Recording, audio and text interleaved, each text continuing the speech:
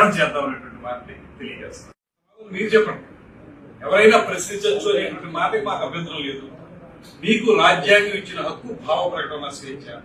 భావ ప్రకటన స్వేచ్ఛలో మీరు 100% ప్రశ్నించవచ్చు, లేకపోతే రాజకీయ పరంగా ప్రజాస్వామ్యయుతంగా మీరు మాట్లాడచ్చు. దేన్ని ఎవరు అడ్డుకోరు.